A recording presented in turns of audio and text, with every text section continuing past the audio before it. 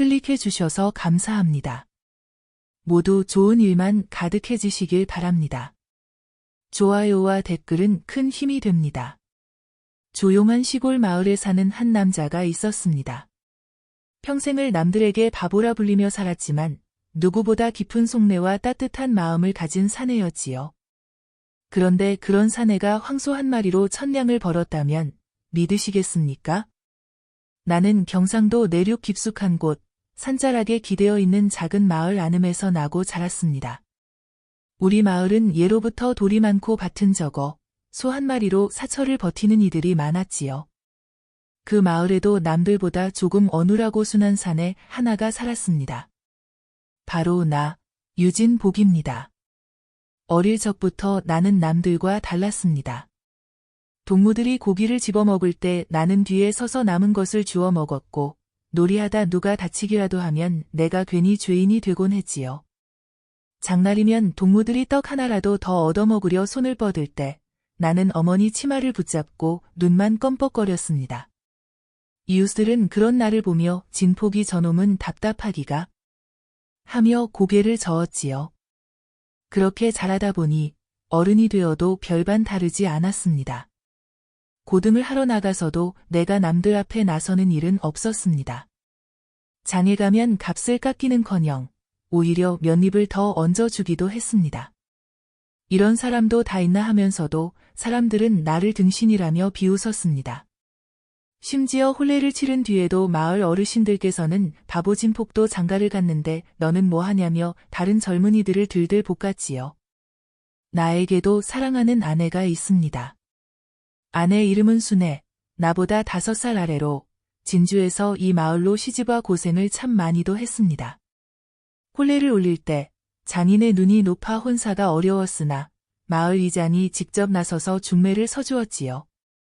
진폭이란 놈이야 어리숙하지만 마음 많은 고든 놈이니 순애도 곧 알게 될 것이외다.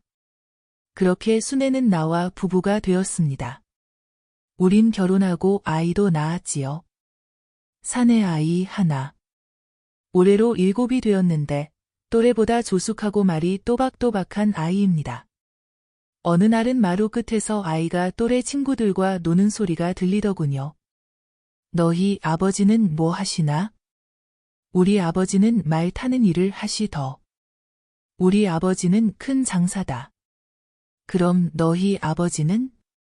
우리 아버지는 그냥 우리 아버지야. 아이의 목소리가 작아지며 고개를 푹 숙이는 걸 보고는 나도 모르게 가슴이 쿵 내려앉았습니다. 순애는 그날 밤말 없이 고개를 돌려 울었고 나는 촛불 아래에서 오래도록 손톱을 물었습니다. 사람들은 여전히 내 이름 뒤에 바보라는 수식어를 붙입니다. 어떤 이는 진폭이 그놈은 어릴 적부터 소심해서 장에 나가 장사말 한마디 제대로 못하던 놈이지라며 코웃음을 쳤습니다. 사실입니다. 나는 장사말도 서툴고 말재주도 없습니다. 하지만 나는 나대로 최선을 다해 살고 있었습니다. 밭을 갈고 소여물을 나르고 아이를 안고 자작 노래를 부르며 살아가는 삶이 나는 좋았습니다. 하지만 그런 나도 가끔은 외로웠습니다. 어느 봄날 이웃 어르신 최 노인이 90을 넘기시고 돌아가셨습니다. 마을 사람들은 그의 상여를 이고 따라가며 울었지요. 그날 밤 나는 마당에서 하늘을 보며 생각했습니다. 이대로 나는 죽으면 누가 나를 기억할까? 그저 바보처럼 살다 죽은 사람. 그게 내가 될까봐 그날따라 눈물이 왈칵 쏟아졌습니다. 며칠 후 나는 큰 결심을 했습니다. 우리 집의 유일한 재산이라 할 수 있는 황소 한 마리를 잡아 마을 사람들에게 잔치를 베풀기로 한 겁니다. 순애는 말도 안 된다며 울었지요. 여보, 저 황소 없으면 우리 봄밭은 어찌 갈아엎고 장에 뭘 나르겠습니까? 제발 다시 생각해 보소. 하지만 나는 고개를 끄덕였습니다. 당신도 알겠지만 나는 이 마을에서 늘 바보라 불렸소. 하지만 우리 아이만큼은 그렇지 않게 키우고 싶소. 이번 한 번만 내가 먼저 손 내밀어 보겠소. 사람들이 내 진심을 알아주기라도 하면? 그렇게 하여 우리는 황소를 잡았습니다. 나 스스로 칼을 들고 목을 눌렀지요. 피가 마당 가득 흐르고 순애는 그 모습을 등지고 울었습니다. 나는 속으로만 말했다. 미안하오. 내 손으로 먹고 살 길을 끊는 것 같지만 이것도 다 당신과 아이를 위한 일이오. 장터에서 고기를 사고 사고를 푹 고우고 전도 부치고 떡도 했습니다. 감나무에서 마지막 남은 늙은 감도 땄지요. 동네 사람들은 진폭이 뭐에 홀렸느냐며 한 명씩 찾아왔고 장은 발 디딜 틈 없이 북적였습니다. 나는 그저 웃으며 고개를 숙이고 국을 퍼주었습니다. 드시고 가시지요. 드시고 속이라도 따뜻해지시길. 그러나 모두가 돌아간 저녁 마을 어귀에서 들리는 소리는 이러했습니다. 저놈 참 미련하긴 하지. 멀쩡한 황소를 잡고 잔치하다니. 진짜 바보도 이런 바보가 없지. 내년 다칠은 어찌하려고. 나는 들리는 말에 고개를 푹 숙였습니다. 순애는 내 어깨를 다독였지만 그 손마저 떨리더군요. 그날 밤 나는 잠을 이루지 못했습니다. 바람이 부는 마당을 내려다보며 속으로 다짐했습니다. 이대로 끝낼 순 없다. 그들이 말하는 바보 진폭이 진짜로 무엇인지 보여주리라. 그리고 다음 날 나는 황소의 가죽을 등에 메고 한양으로 떠날 채비를 했습니다. 이 바보가 어디까지 갈 수 있을지 그건 하늘만 아는 일이었습니다. 한양으로 떠나던 그 새벽은 유난히도 차가웠습니다. 장독대 옆에 물두멍에는 야은 얼음이 살짝 앉아 있었고 황소 가죽을 둘둘 말아 등에 매자 처연이 무거웠습니다. 순애는 내게 밥 한 공기 말없이 내밀며 말했다오. 여보, 길 조심하시오. 사람 말 너무 믿지 말고 돈이 생겨도 너무 티 내지 마시고. 나는 고개를 끄덕이며 밥을 꾸역꾸역 넘겼습니다. 말보다 더 무거운 마음이 아내의 눈동자에 담겨 있었습니다. 집을 나설 때 우리 아들 진수는 문기둥에 기대어 조용히 말했지요. 아버지, 꼭 살아서 오세요. 저 기다릴게요. 아이의 그 말에 가죽보다 무거운 짐이 내 등에 실린 것 같았습니다. 나, 유진복, 마을 사람들이 바보라 부르는 사내. 이제는 그 말이 정말인지 아닌지 나 스스로에게라도 증명해 보이겠다는 생각뿐이었습니다. 한양까지는 좋기 열흘 넘게 걸리는 길이었습니다. 하루는 고개를 넘고 하루는 개울을 건너야 했지요. 가죽은 생각보다 무거웠고 등은 땀으로 젖고 발은 갈라졌습니다. 어느 날은 포구 근처에 있는 장터에서 나를 보내게 되었는데 거기서 우연히 만복이 아재를 만났습니다. 만복 아재는 우리 마을 윗동네 출신으로 옛날에 쌀장수 하다가 실패하고 이 근방에 자리 잡았다는 사람이었지요. 이봐라, 진폭이 아니냐? 어이쿠, 이게 얼마만이냐? 그 무겁게 생긴 건 또 뭐냐? 나는 그제야 무릎을 꿇고 헐떡이며 인사를 드렸지요. 아재는 내 어깨에 손을 올리더니 장터 술집으로 데려갔습니다. 그날 저녁 따끈한 국밥 한 그릇에 막걸리 한 사발을 비우며 나는 아재에게 그간의 이야기를 들려주었습니다. 아재는 고개를 끄덕이며 중얼거렸습니다. 어휴, 이 세상은 말이지 진실한 사람이 얕보이는 법이야. 하지만 말이야, 꼭 그런 사람한테 하늘이 한 번쯤은 기회를 주더라고. 너도 그럴 거다. 믿어. 그날 밤 나는 낯선 여인 숙방에서 사뭇 묘한 꿈을 꾸었습니다. 꿈속에서 마을 사람들이 또다시 날 둘러싸고 손가락질하며 외쳤습니다. 저 바보가 뭘 하겠다고 한양에 간대. 얼른 돌아오지, 망신만 당하고 말게다. 나는 그들 앞에서 외치고 싶었습니다. 나는 바보가 아닙니다. 그러나 꿈에서는 목소리가 나오질 않았고 결국 그 소리에 놀라 잠에서 깨고 말았지요. 옆을 보니 나뭇가지 위에 앉아 까마귀 한 마리가 내 가죽을 쪼고 있었습니다. 이상하게도 화가 나기보단 그 깃털진 생명이 마치 나처럼 고달픈 세상에 홀로 맞서고 있는 것 같아 안쓰러웠습니다. 나는 조심스럽게 손을 뻗어 까마귀를 잡아 품에 넣었습니다. 녀석은 날개를 퍼덕이며 버텼지만 곧 고요해졌지요. 그때부터였을 겁니다. 까마귀와 나는 무언의 동료처럼 한 몸이 되어 길을 걸었습니다. 이틀 뒤 드디어 한양 입성. 성문을 지나 장터 골목에 들어서니 냄새부터 달랐습니다. 장사치들의 외침, 짐꾼들의 욕설, 길가의 냄새들이 코를 찌르더이다. 나는 가죽을 파는 상인을 찾아다니기 위해 시작했습니다. 한참을 물어물어 주막 뒤편에 있는 최가가 죽을 점을 찾았습니다. 안으로 들어가니 뚱한 사내가 턱을 괴고 앉아 담배를 피우고 있었지요. 뭐요? 나는 조심스레 가죽을 펼쳐 보이며 말했지요. 황소 가죽입니다. 저작거리에서 나름 명물로 불렸던 놈이지요. 상인은 눈을 찌푸리더니 가죽을 만져보고는 툭 내뱉었습니다.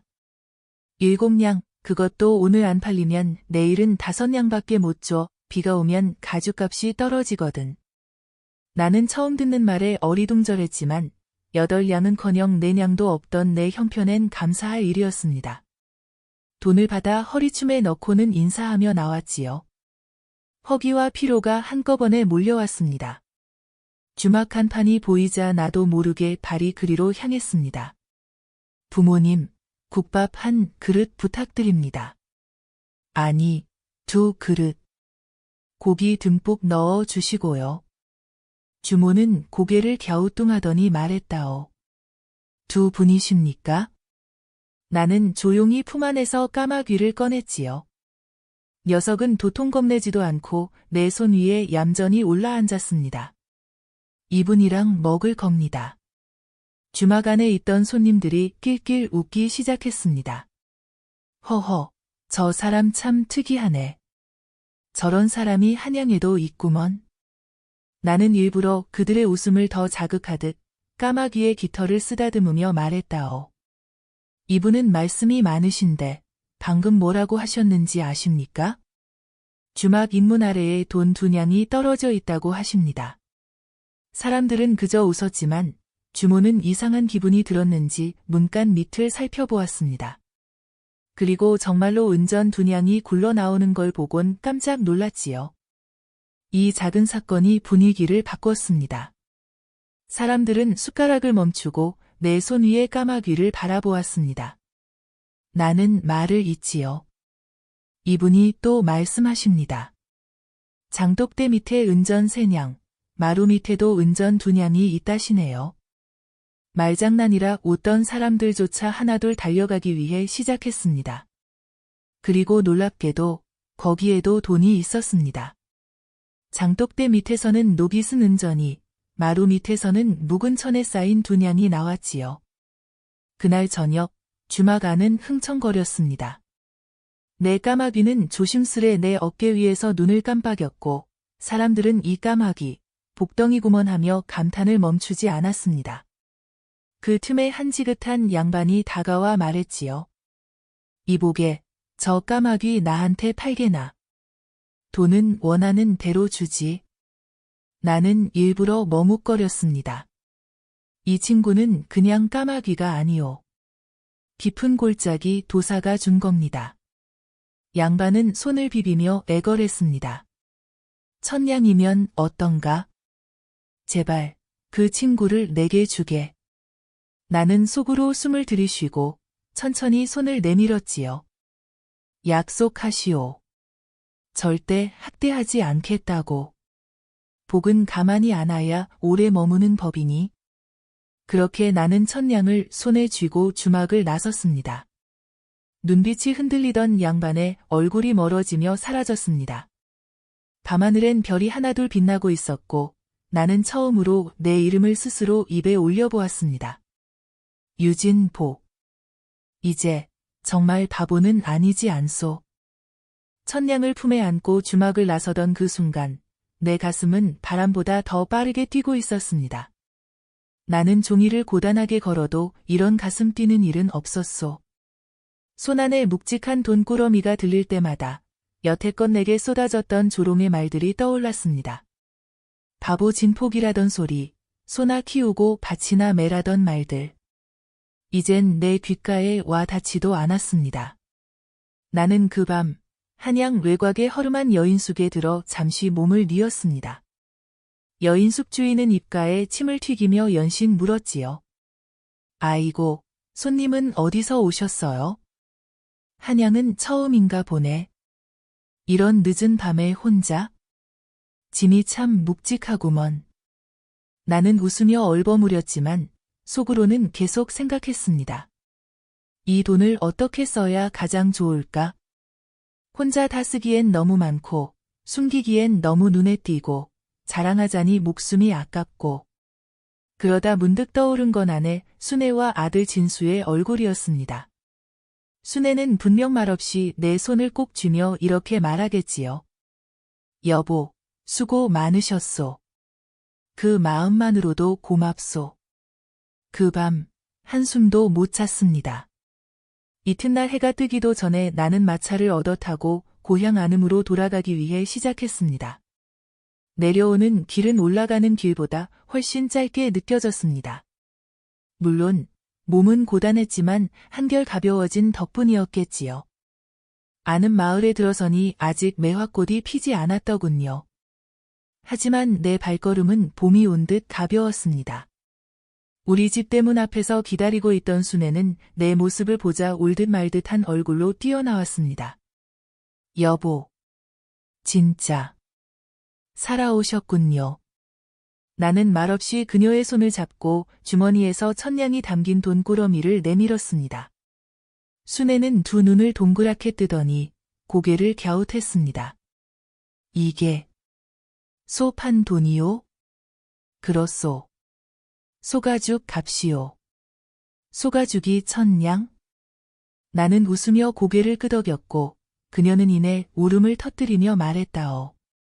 어리숙해 보여도 당신은 참 큰 사람 일이다.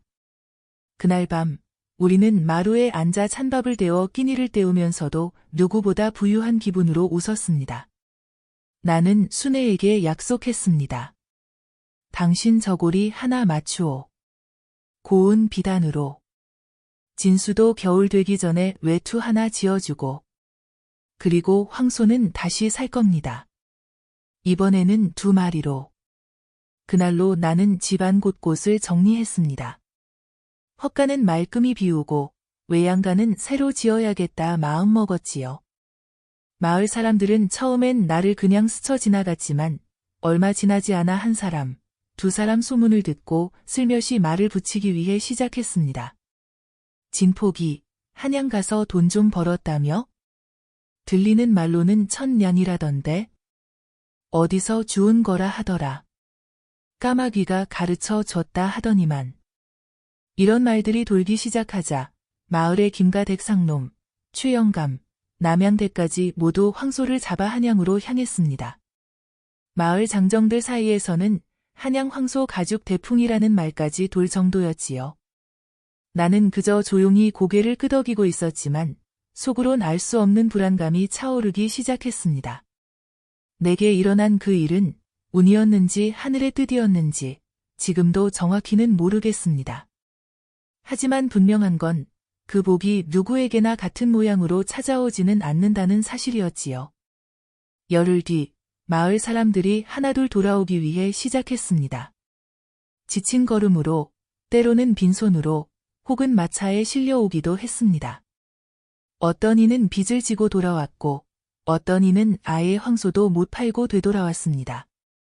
가죽값은 한 장에 1냥도 안 되고, 주막에서 머무느라 돈은 바닥났다고 했습니다. 가장 먼저 나를 찾아온 이는 최영감이었습니다. 평소 나를 바보라 놀리던 분이지요. 진폭이, 이게 다 내가 퍼뜨린 헛소문 때문이다.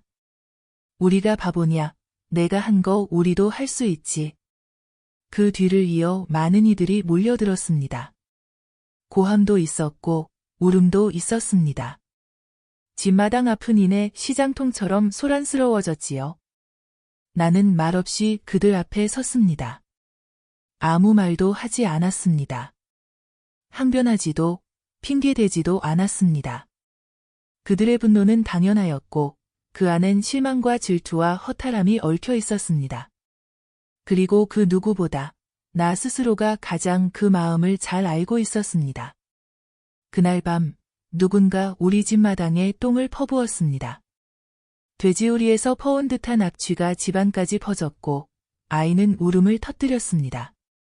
순애는 걸레를 들고 마당을 닦으며 흐느꼈습니다. 나는 한참을 서 있다가 조용히 마당 한가운데 앉았습니다. 그리고 맨손으로 그 똥을 퍼서 집과 섰고 발로 밟고 흙과 버무려 비료를 만들었습니다.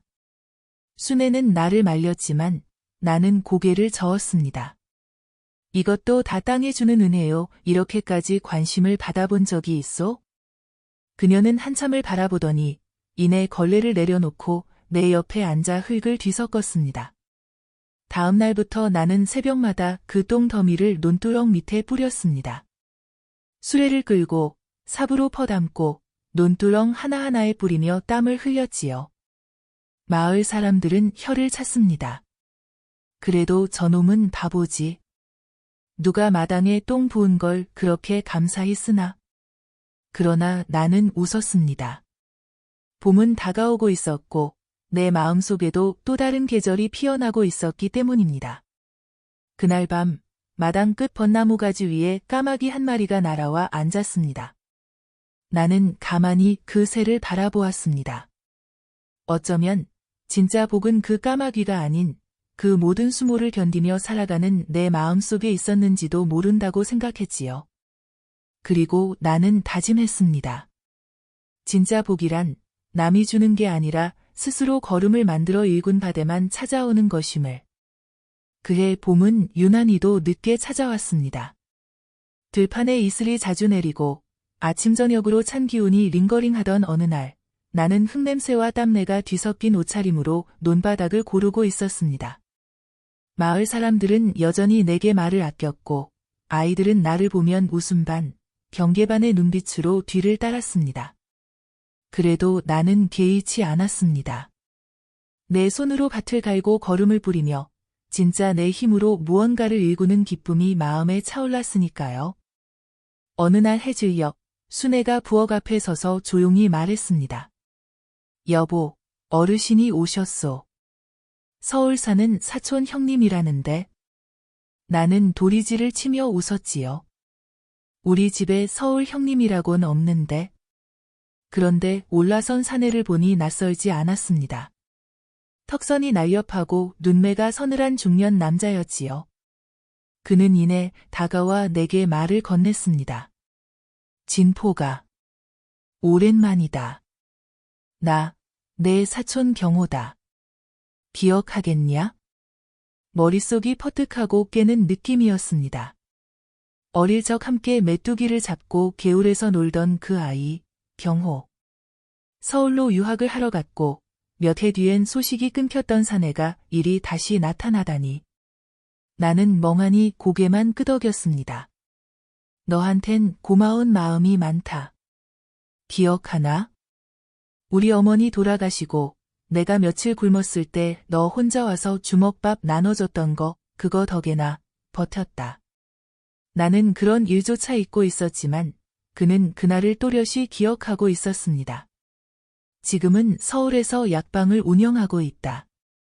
약장사 몇 해 하다 보니 사람 구경은 실컷 했지. 그런데 이상하게도 내 얼굴이 자꾸 떠올라서 왔다.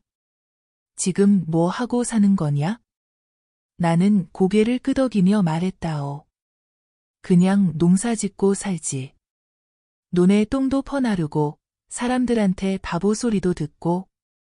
그 말에 경호는 웃지 않았습니다.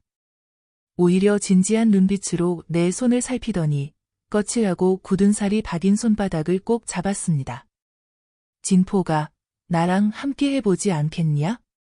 약재를 모으고 땅을 돌보고 사람 살리는 일 말이다. 너 같은 사람이라면 내 옆에서 꼭 같이 일해줬으면 좋겠다. 그 순간 나는 마음이 흔들렸습니다. 지금 부족하다고 느낀 적은 없지만 저 사람처럼 단단한 눈빛을 가진 이가 내게 손을 내밀어 준 건 처음이었으니까요.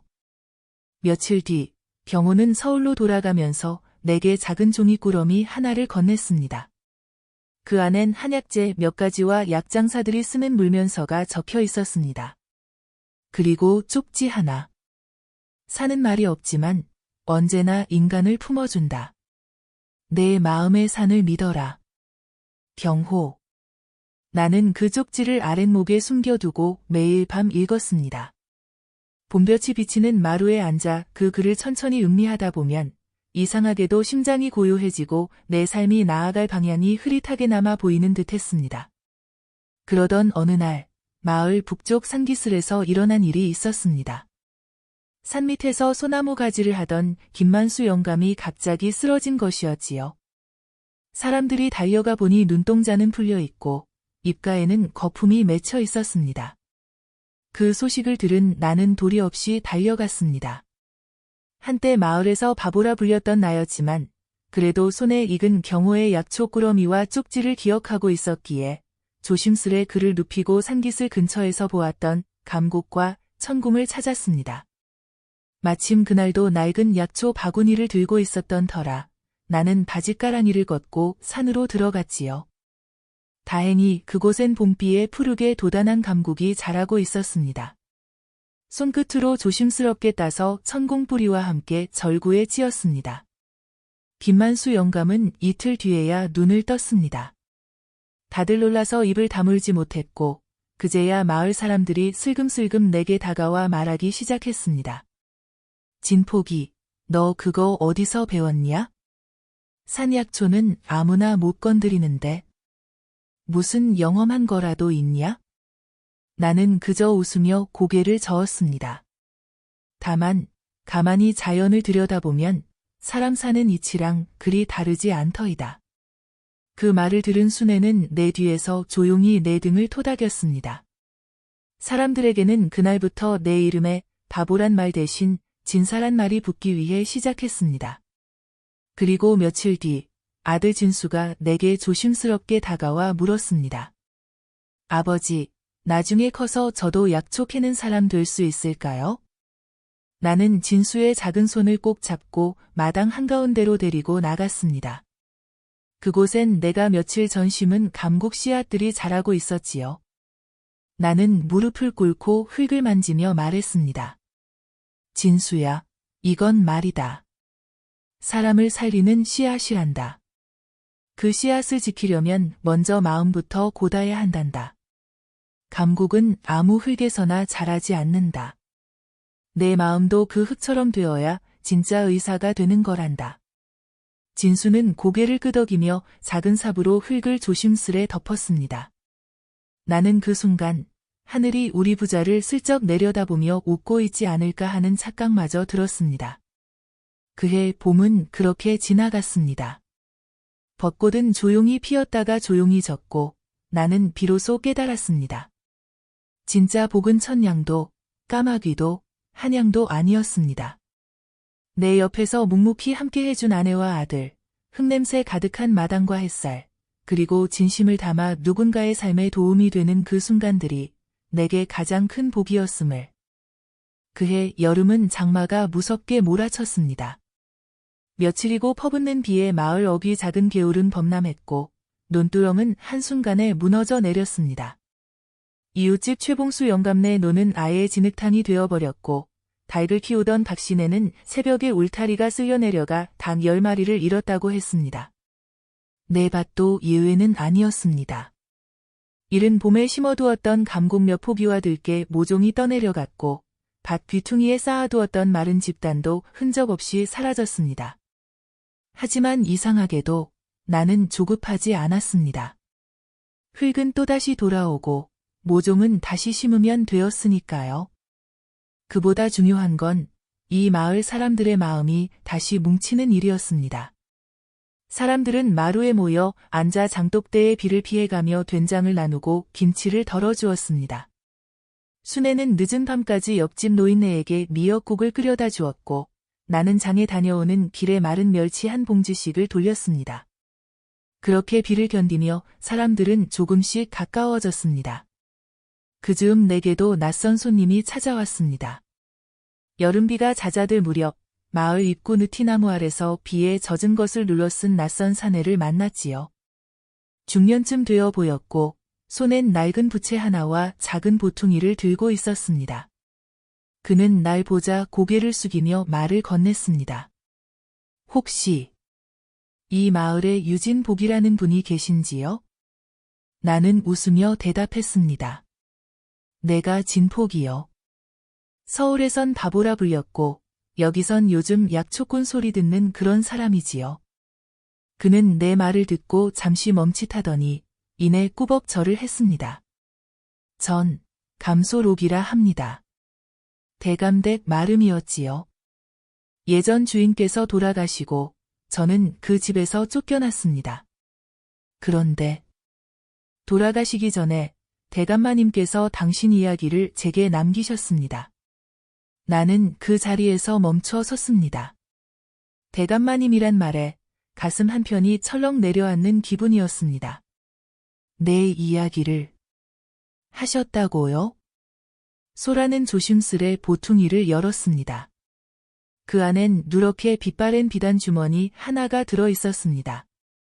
열어보니 그 안엔 오래된 쪽지가 있었고 삐뚤빼뚤한 붓글씨로 다음과 같이 적혀 있었습니다. 진폭이라 불리는 사내는 어리석은 것이 아니라 가장 사람다운 마음을 가진 이니라. 혹여 이 글을 받는 이가 있다면 그를 찾아 이 보주 돈을 전하라. 이는 나 김인백의 마지막 유언이다. 김인백아. 한양에서 까마귀를 팔았던 그 양반이었습니다.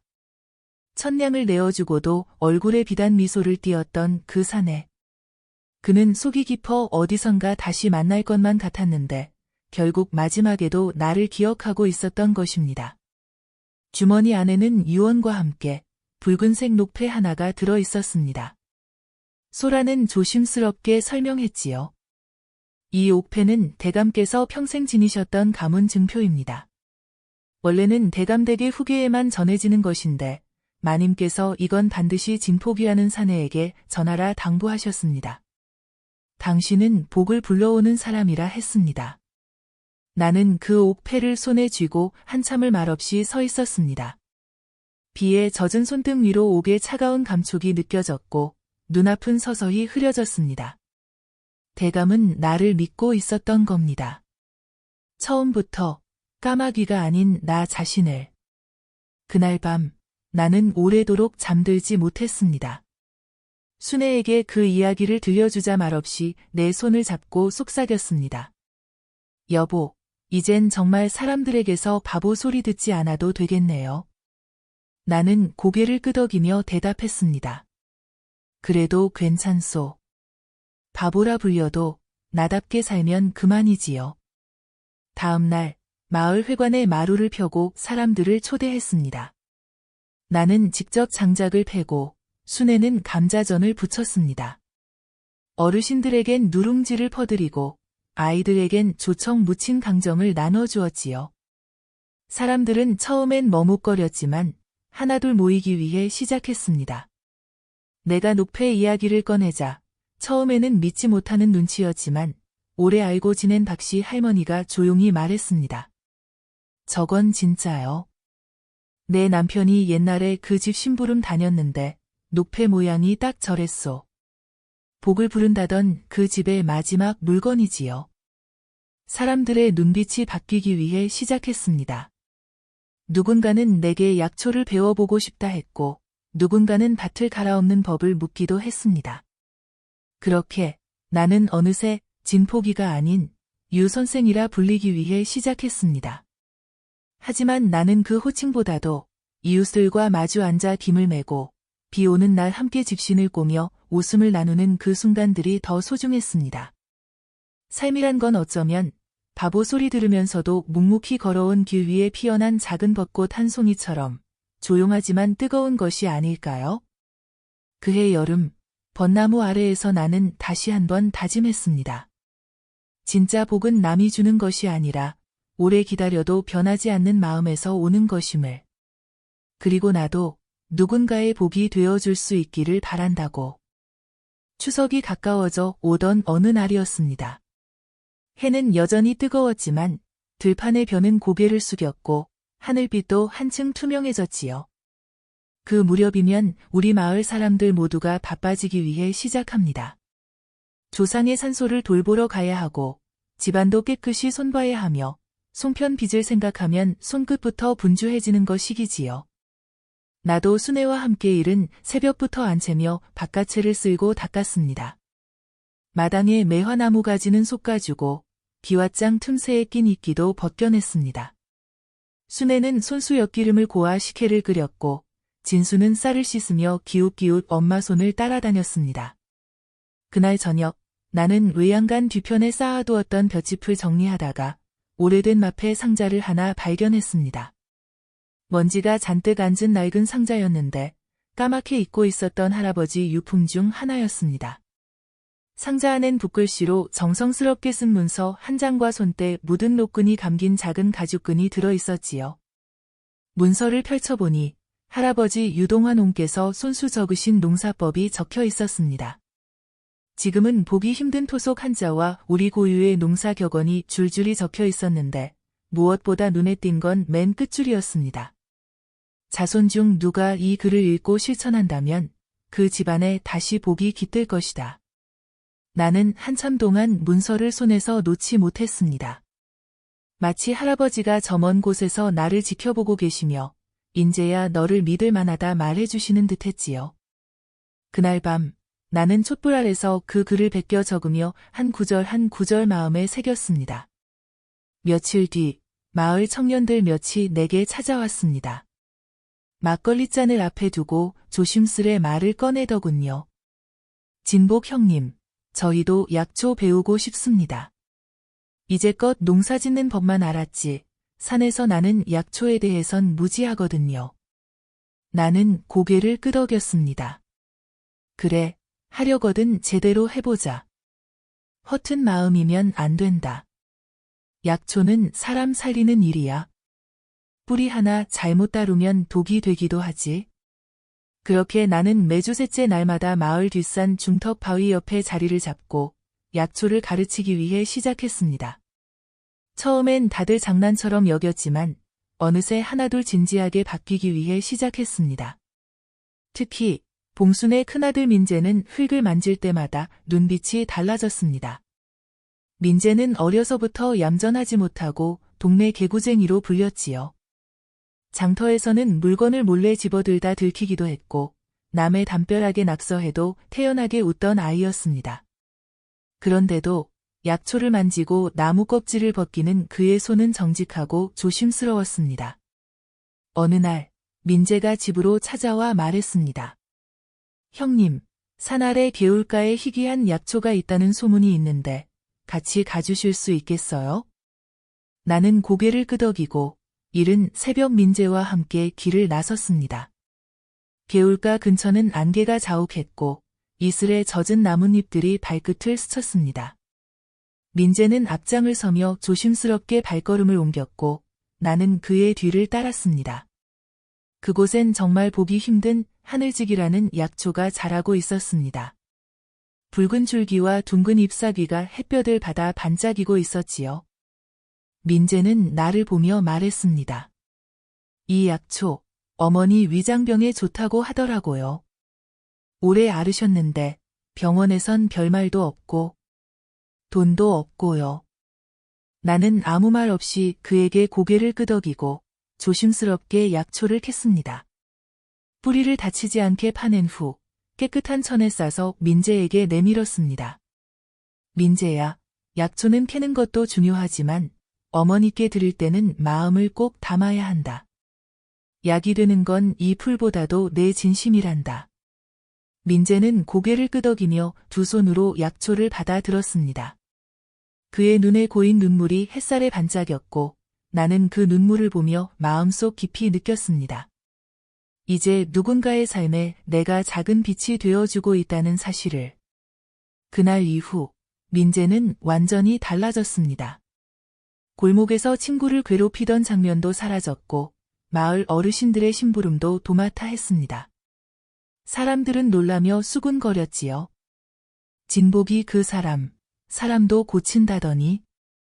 진짜 그런가 봐. 나는 그 말이 괜히 기쁘지 않았습니다. 사람을 변화시키는 건 결코 큰돈이나 지위가 아니었습니다.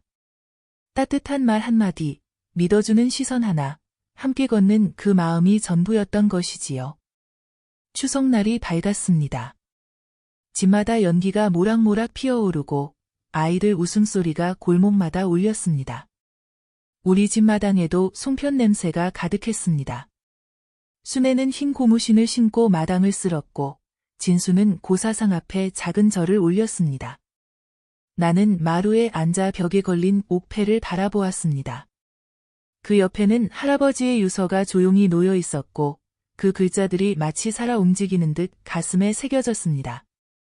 그날 저녁 마을 사람 몇이 내게 술 한 병을 들고 찾아왔습니다. 추석엔 조상도 챙기지만 이웃도 챙겨야지요. 우리는 마당에 평상을 놓고 앉아 밤하늘을 바라보며 술잔을 나눴습니다. 진복이 자네는 말이야. 결국 우리 마을의 뿌리가 됐네. 나는 웃으며 고개를 저었습니다. 아닙니다. 저는 그냥 마을이 제게 뿌리가 되어준 것이지요. 그날 밤 바람이 고요하게 불었습니다. 매화나무 가지가 살랑이며 흔들렸고 어디선가 까마귀 울음소리가 들려왔습니다. 나는 천천히 눈을 감고 중얼거렸습니다. 이 삶이 고단하고 느리더라도 진심이 닿는 그 순간만은 절대 헛되지 않다는 것을. 가을이 깊어져 갈수록 바람은 날이 갈수록 날카로워졌고 논길을 걷는 이들의 발걸음도 한결 무거워졌습니다. 추수는 끝났지만 사람들 마음엔 아직도 마르지 않은 땀이 남아 있었습니다. 우리 집도 예외는 아니었지요. 볏짚단을 쌓고 고구마를 굽고 감을 깎아 말리는 일로 하루가 짧게만 느껴졌습니다. 순애는 마당에 대야를 놓고 고추씨를 털었고 진수는 그 옆에서 감꼭지를 실로 엮으며 장난도 하고 노래도 불렀습니다. 그러던 어느 날 마을 북쪽 뒷산에서 뜻밖의 일이 일어났습니다. 매년 가을이면 그 산 중턱에 오래된 절간에선 시주받기 위해 스님이 마을을 내려오시곤 했는데 올해는 오지 않으신 겁니다. 해를 거르지 않고 내려오시던 분이 아무 말도 없이 보이지 않자 어른들 사이에서는 여러 말이 돌았습니다. 혹시 병이 드신 건 아닐까? 아니면 산짐승한테라도? 이야기가 퍼지기 위해 시작하자 나는 도리 없이 집신을 챙겨 신고 길을 나섰습니다. 스님과는 오래전부터 안면이 있었고 몇 해 전 내가 약초를 배울 때 절 근처의 약수터를 자주 다니면서 인사를 드리던 사이였습니다. 고요하고 말수가 적은 분이셨지만 눈빛만은 언제나 맑고 깊은 산처럼 넉넉했지요. 산길은 제법 험했습니다. 낙엽이 미끄러워 발을 디딜 때마다 조심해야 했고 습한 돌길에선 몇 번이고 중심을 잃을 뻔했지요. 하지만 이상하게도 마음만은 편했습니다.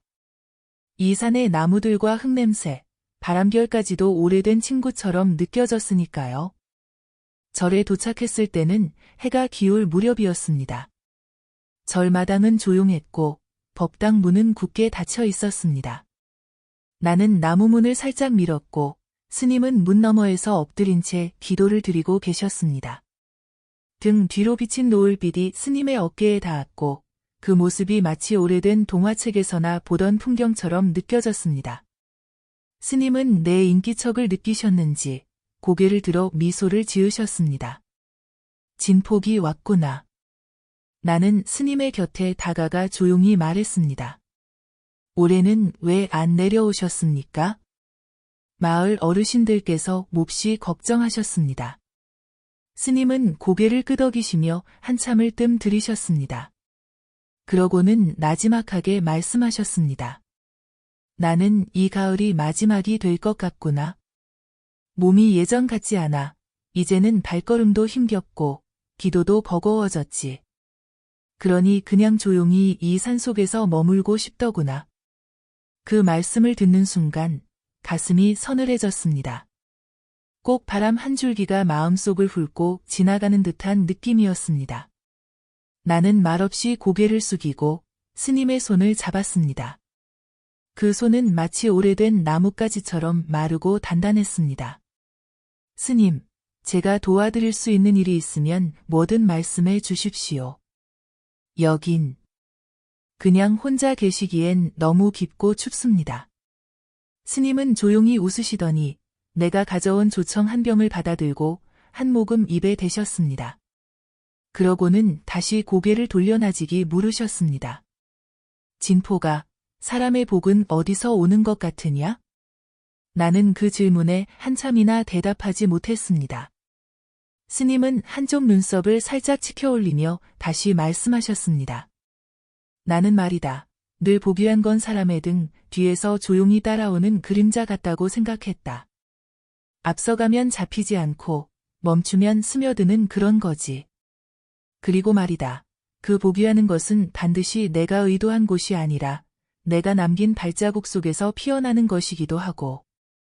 나는 고개를 끄덕였습니다. 그 말이 내 마음 깊숙이 파고들었기 때문입니다. 내가 천냥을 얻고도 도리어 사람들의 비웃음을 견디며 걸었던 그 시간, 그것이 결국 지금의 나를 만든 거란 걸 나도 잘 알고 있었으니까요. 그날 밤, 나는 스님을 위해 절집 뒤 장작을 정리하고 부엌에 남아있던 감잎을 따다 물을 끓였습니다. 스님은 감잎차를 마시며 다시 미소 지으셨습니다. 진포가, 이제 이 절도 누군가에게 맡겨야 하지 않겠느냐? 나는 내가 그 적임자일지도 모르겠다.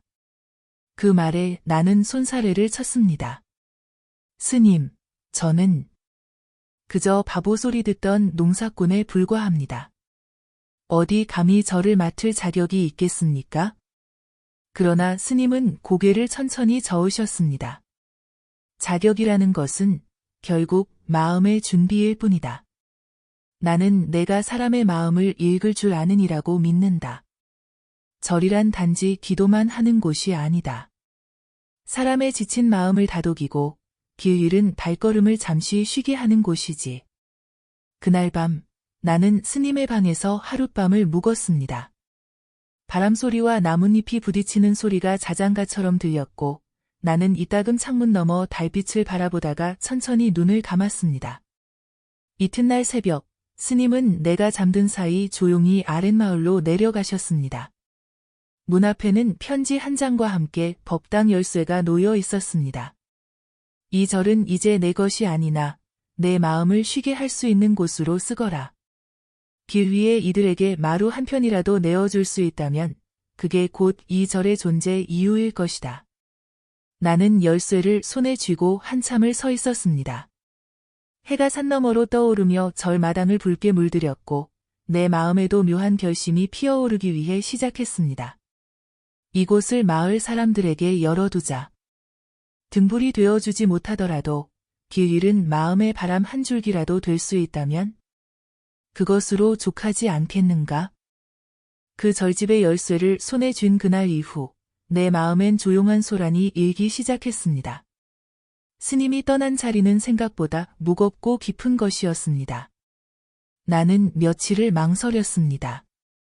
절을 열어야 할지, 닫아야 할지, 아니면 그냥 다시 스님이 돌아오실 날만을 기다려야 할지. 그러던 어느 날, 순애가 조심스럽게 물었습니다.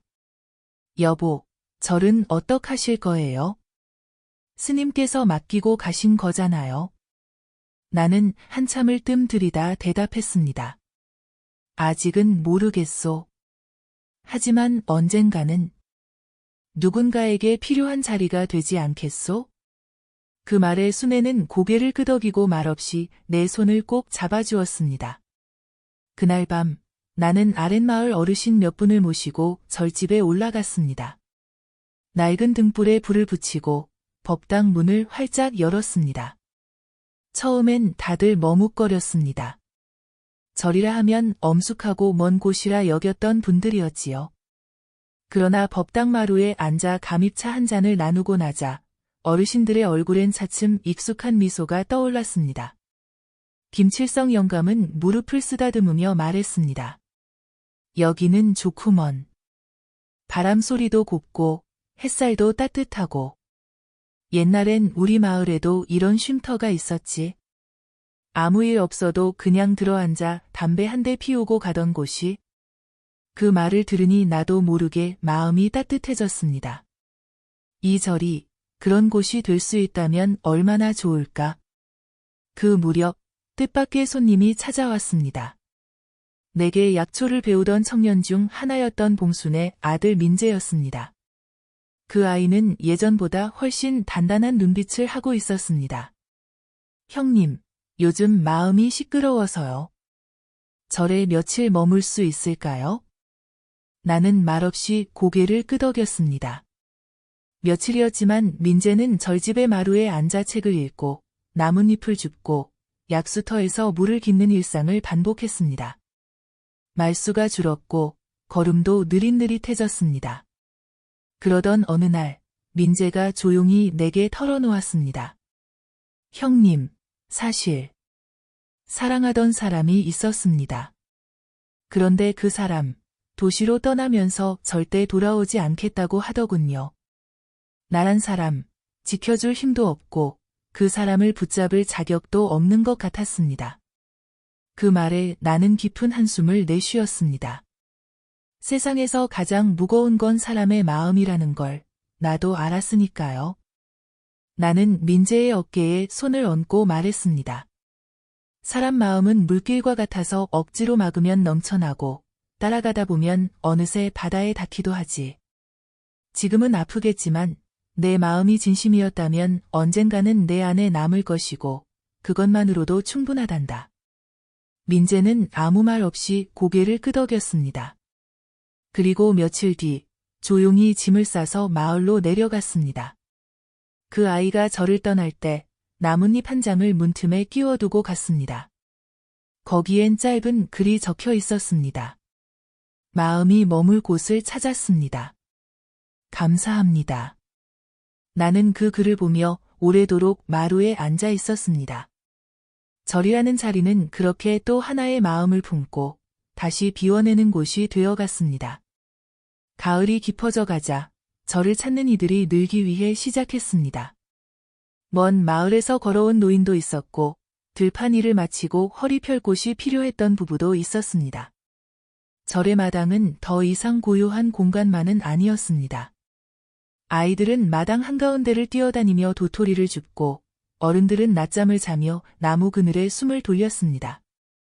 그러던 어느 날 뜻밖에도 서울에서 편지 한 통이 도착했습니다. 봉투엔 서울 중부약방 김경호라 적혀 있었지요. 편지를 펼쳐보니 내 오래된 친구 경호의 글씨였습니다. 진포가 내 소문이 서울까지 들려온다. 산속절을 열고 사람들을 맞이하며 그저 바보라던 사람이 마음을 품는 자리가 되었다더구나. 나도 이제 모든 것을 내려놓고 싶은 생각이 든다.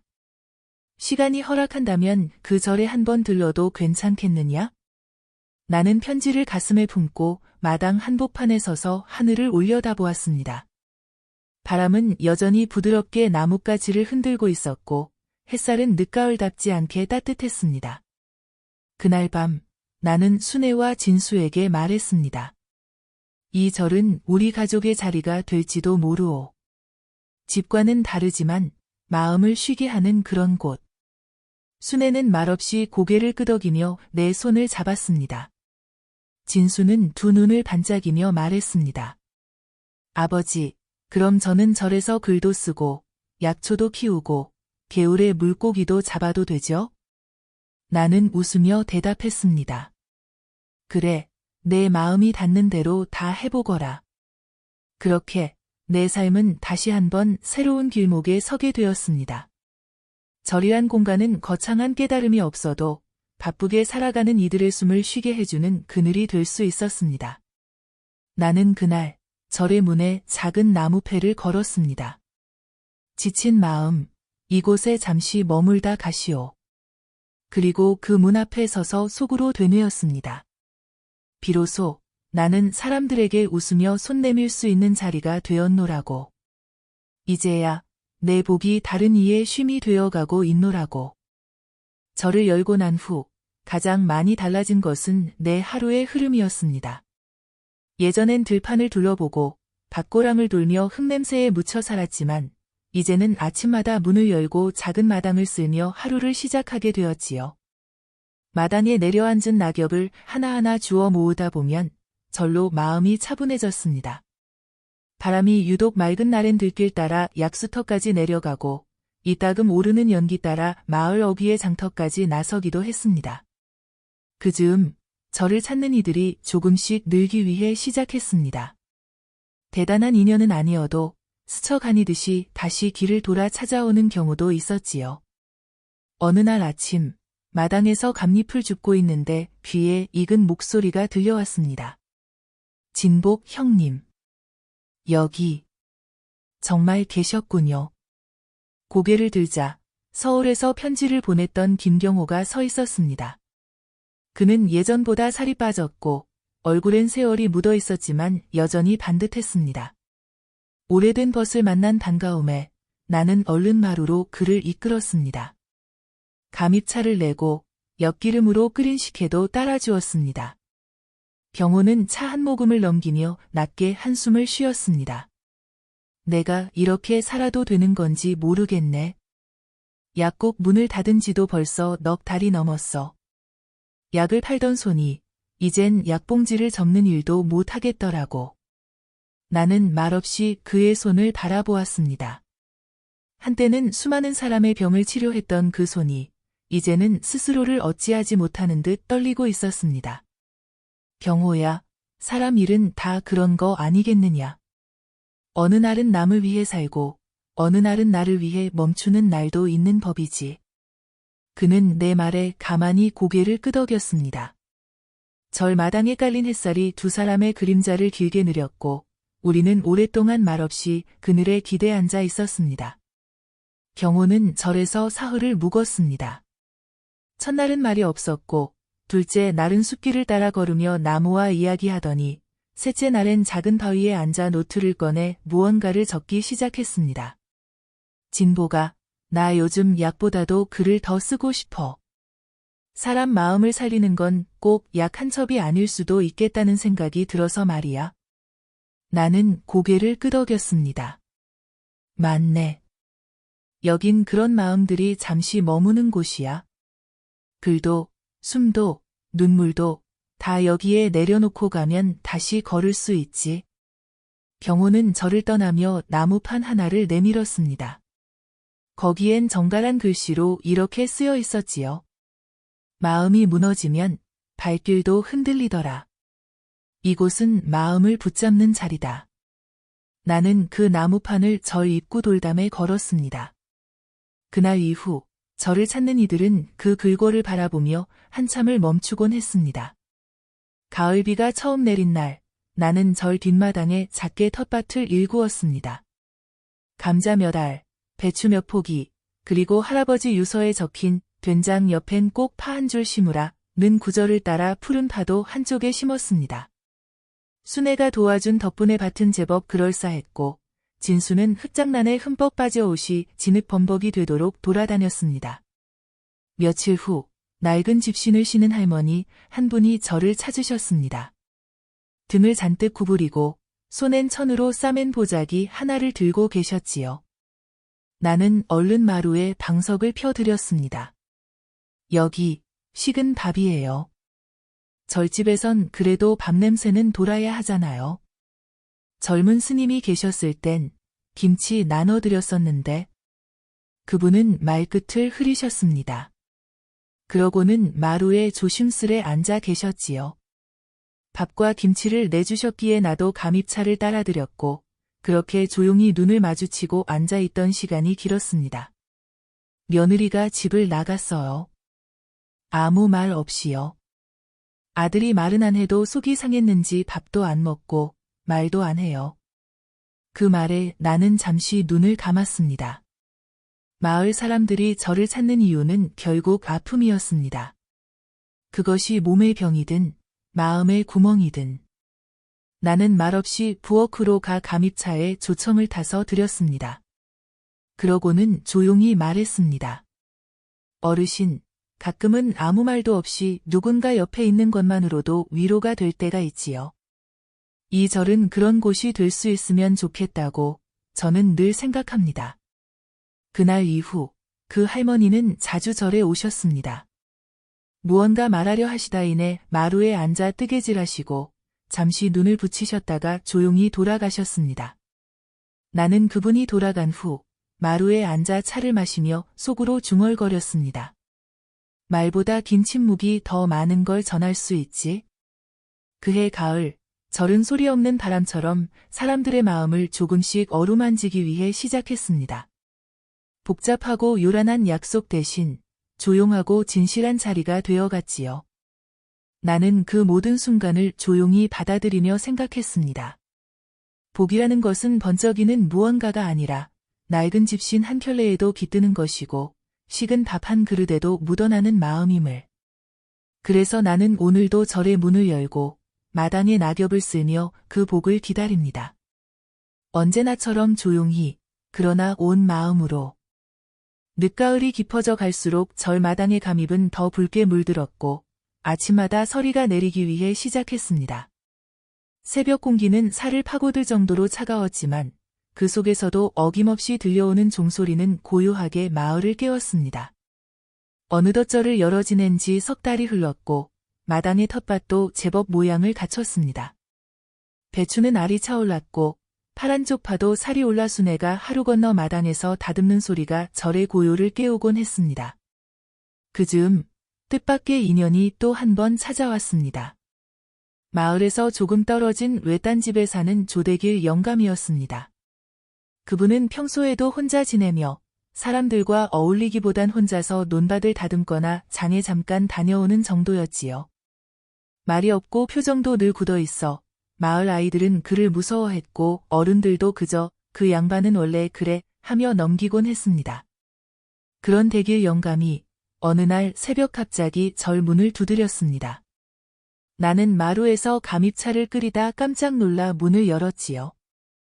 그 손에는 마른 나무 한 짐이 들려 있었고 얼굴은 바람에 잔뜩 굳어 있었습니다. 이거 땔감이라도 쓰시게. 산에 올랐다가 내려오는 길인데 들러봤네. 나는 그 짐을 얼른 받아 안으며 웃었습니다. 고맙습니다, 영감님. 날이 추워지니 불 지피는 손도 시립니다. 그날 이후 대길 영감은 종종 저를 찾기 시작했습니다. 말은 별로 없었지만 마루 끝에 앉아 멀리 산 능선을 바라보거나 손에 자그마한 손톱귀를 들고 나무를 다듬곤 했습니다. 그러던 어느 날 마땅한 편의 장작을 정리하던 그가 갑자기 입을 열었습니다. 이 절, 스님이 물려준 거라면서? 나는 고개를 끄덕이며 대답했습니다. 예, 돌아가시진 않았지만 지금은 저 멀리 계십니다. 문은 제가 열었고요. 대길 영감은 한참을 침묵하더니 나지막한 목소리로 말을 이었습니다. 20해 전 내 아내가 여기서 돌아가셨네. 나는 순간 몸을 멈췄습니다. 그런 이야기를 들은 적도 없었고 누구도 그 사연을 입에 올린 적이 없었지요. 대길 영감은 담담하게 말했습니다. 그때는 농사일에 미쳐 살았어. 아내가 병을 키우는 줄도 모르고 매일 들에만 나가 있었지. 날이 추워지던 어느 날 아침마다 절에 들러 기도를 드리고 오더니 하루는 이 법당 마루에서 조용히 눈을 감았더군. 아무 말 없이. 나는 말없이 그의 옆에 섰습니다. 오래된 나뭇가지가 떨어진 자리엔 가느다란 자풀이 자라고 있었고 그 위로 가을바람이 살짝 스쳐갔습니다. 대길 영감은 허리를 펴며 말을 이었습니다. 그 후로 절에는 발도 들이지 않았지. 여긴 내 죄책감이 머무는 곳 같아서.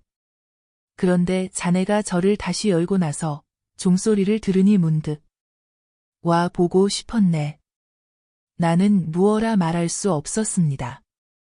말보다 그 침묵과 발걸음이 이미 많은 것을 말하고 있었기 때문이지요. 나는 마당 한가운데 평상을 내고 조청을 타 감입차를 다시 따라들였습니다. 그날 이후 대길 영감은 매주 셋째 날마다 저를 찾기 시작했습니다. 아내가 머물던 자리에서 묵묵히 마루에 앉아 계셨고, 때로는 절 뒤편에서 나뭇잎을 줍고 장작을 쪼갰습니다. 마을 사람 중 몇은 조용히 속삭이곤 했지요. 대길 영감이 절에 가다니? 그분도 결국 마음 둘 곳이 필요했던 거겠지. 절은 그렇게 또 한 사람을 품었습니다. 허름한 집신을 신고 온 어느 노인은 말없이 마당 한복판에 앉아 하늘을 바라보았고, 나무를 다듬던 손끝에선 깊은 세월이 느껴졌습니다. 진수는 그런 대길 영감 곁을 맴돌며 이따금 물었습니다. 할아버지, 나무는 왜 잘라요? 영감은 눈썹을 찌푸렸다가 이내 부드럽게 대답하곤 했지요. 나무도 늙으면 병들어 죽는다. 그러기 전에 잘라줘야지. 그래야 봄에 새순이 다시 돋는다. 그 말에 진수는 한참을 생각하더니 웃으며 대답했습니다. 그럼 나도 할아버지처럼 나무 의사가 될래요.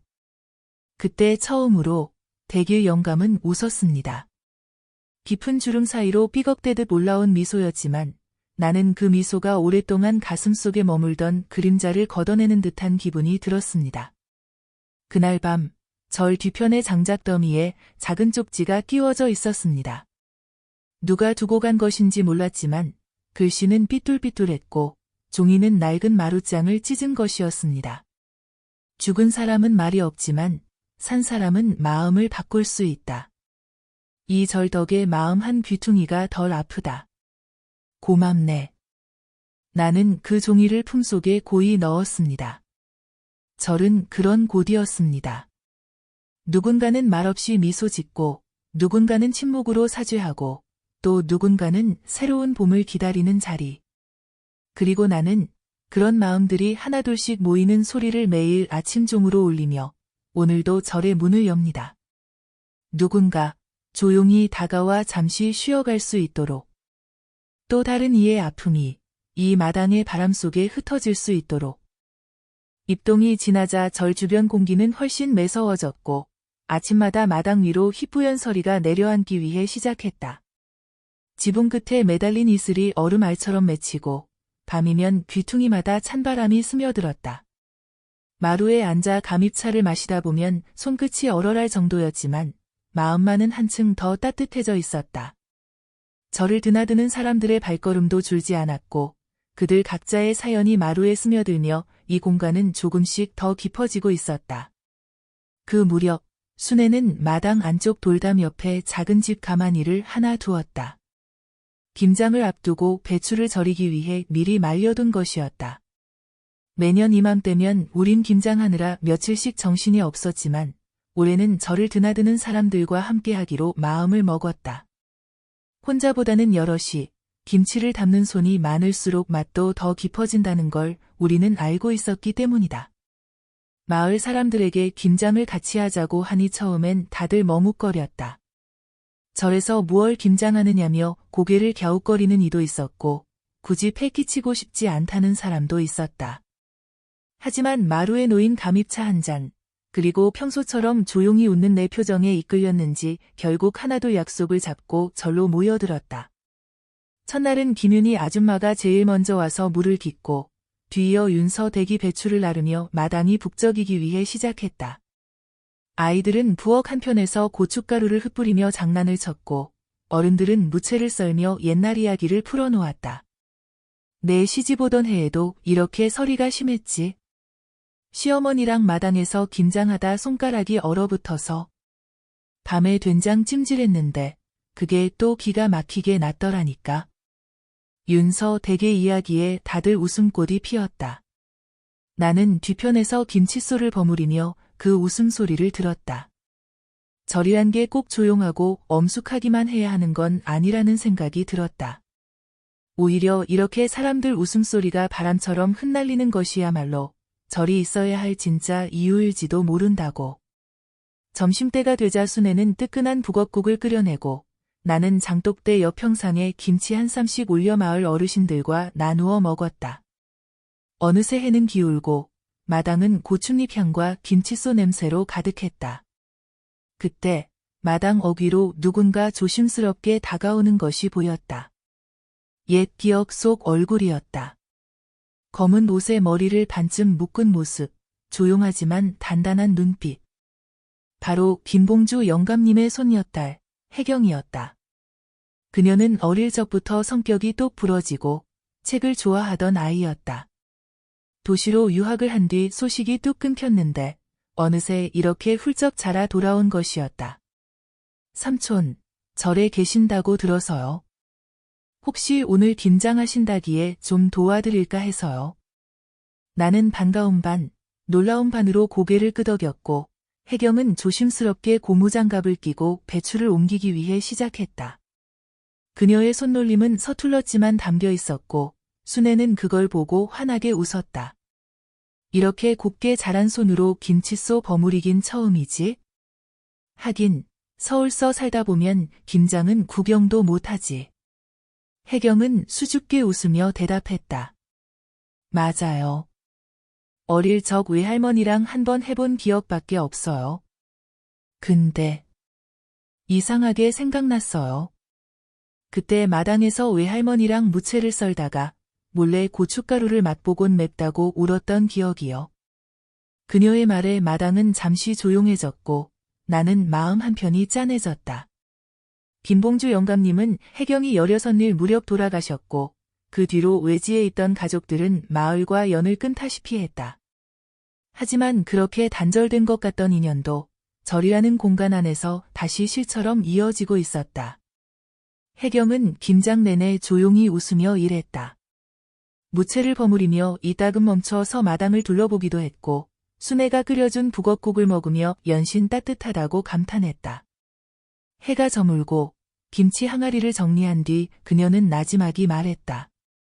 삼촌, 절이라는 게 꼭 기도만 하는 자리는 아니라는 말, 오늘에서야 알겠어요. 여기서 사람들 사이에서 마음이 편해지는 걸 느꼈어요. 나는 그 말을 듣고 깊이 고개를 끄덕였다. 그날 혜경은 마당 구석에 놓인 작은 도리자에 앉아 잠시 하늘을 바라보다가 조용히 절을 떠났다. 뒷모습이 쓸쓸하기보다는 다녀간 자리에 따뜻한 여운을 남기는 듯했다. 이튿날 아침, 마당 한가운데 작은 종이봉투가 놓여 있었다. 봉투 안엔 짧은 쪽지와 함께 자그마한 손거울이 하나 들어 있었는데 거울 뒷면엔 이런 글귀가 새겨져 있었다. 마음을 비추는 거울은 밖에 있는 게 아니라 사람들 사이에 있습니다. 나는 그 거울을 절 안 작은 선반 위에 조심스레 올려두었다. 이제 저를 찾는 이들이 조용히 그 거울을 바라보다가 자신을 다시 돌아볼 수 있기를 바라는 마음으로. 김장은 끝났고 항아리엔 올겨울을 버틸 김치가 가득 담겼다. 마당엔 아직도 배춧잎 몇 장이 흩어져 있었고 담장 너머 감나무에는 마지막 남은 홍시 하나가 달랑달랑 바람에 흔들리고 있었다. 절이라는 공간은 그렇게 하루하루 누군가의 마음을 품고 또 내보내며 깊어지고 있었다. 그리고 나는 깨달았다. 절을 연다는 것은 그저 문을 여는 것이 아니라 사람의 기억을 품고 웃음과 눈물을 함께 담는 일이란 걸. 그날 이후 절의 문은 더 이상 혼자의 문이 아니었다. 함께 삶을 나누는 따뜻한 손들의 문이 되었다. 눈이 온다는 소식이 들리기 위해 시작하면서 절 마당의 공기도 사뭇 달라졌다. 아침마다 마루 아래에 서리가 더 진하게 내려앉고 대청 위 물항아리엔 얇은 얼음막이 생겼다. 나무 기둥이 바스락거리는 소리, 처마 및 고드름이 자라나는 모습마저도 겨울이 머지않았음을 말해주고 있었다. 순애는 아침마다 감나무 밑에 떨어진 마지막 홍시를 살펴보며 말했다. 내일쯤은 눈이 올 것 같소. 하늘이 아주 조용하니? 그 말이 이상하게 마음에 오래 맴돌았다. 이상하리만큼 조용한 하늘, 차분하게 얼어붙은 공기 속엔 어딘가 특별한 일이 일어날 것 같은 기운이 감돌았다. 그런 생각을 하던 참에 절의 대문을 천천히 밀고 들어오는 낯익은 얼굴이 있었다. 희미하게 굽은 어깨, 두툼한 겨울 두루마기, 그리고 그 두 눈에 어릴 적부터 서려있던 깊은 고집. 바로 내 외사촌 동생, 박천수였다. 그와는 어린 시절 한마을에서 자랐지만 된 후로는 서로 다른 길을 걸었다. 그는 일찍이 학문의 뜻을 두고 서당 훈장이 되었고 나는 농사와 약초에 매달려 살아왔다. 서로 마주칠 일이 드물었고 생각도 사는 방식도 달랐기에 점점 멀어졌던 사이였다. 천수는 대문을 열고 조심스럽게 안으로 들어섰다. 형님, 오래간만입니다. 절이 이리 조용하고 단정할 줄은 몰랐습니다. 나는 그를 마루로 이끌며 감입차를 내왔다. 말은 공손했지만 그 눈빛은 여전히 예전 그대로였다. 무엇인가 계산하고 판단하며 조금은 스스로를 숨기는 눈. 요즘 서당은 어떤가? 아이들이 좀 줄었겠다. 내 물음에 천수는 씁쓸하게 웃었다. 예, 요즘은 부모들도 자식들의 글방에 보내기보다 학원으로 보내니까요.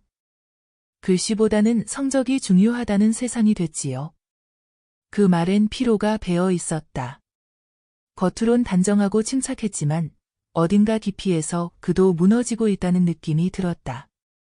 나는 굳이 묻지 않았고 그는 감입차를 천천히 넘기며 조용히 앉아 있었다. 며칠간 그는 절에 머물렀다. 대화는 적었고 아침마다 혼자 마당을 쓸거나 산길을 따라 걷는 모습을 보았다. 그러던 셋째 날 아침, 천수는 내가 장작을 정리하던 마당으로 내려왔다. 무겁게 꺼내는 마른 오랜 침묵 끝에 터져나오는 고백처럼 들렸다. 형님, 내가 어쩌다 이리 됐는지 모르겠습니다. 아이들에게 가르침을 주겠다고 큰 소리쳤던 내가 이젠 밤이면 책 대신 술잔만 들고 앉아있지요. 하루하루가 허무해서 견딜 수가 없습니다. 나는 손에 들고 있던 도끼를 내려놓고 천수의 얼굴을 똑바로 바라보았다. 천수야, 너는 예전부터 똑똑했지만 너무 자신을 다그치며 살아왔지. 남들보다 앞서 있어야 한다는 그 마음이 너를 갉아먹은 거야. 이제라도 스스로를 내려놓는다면 남은 생은 내 편이 되어줄지도 모르지. 그는 그 자리에서 말없이 고개를 숙였다.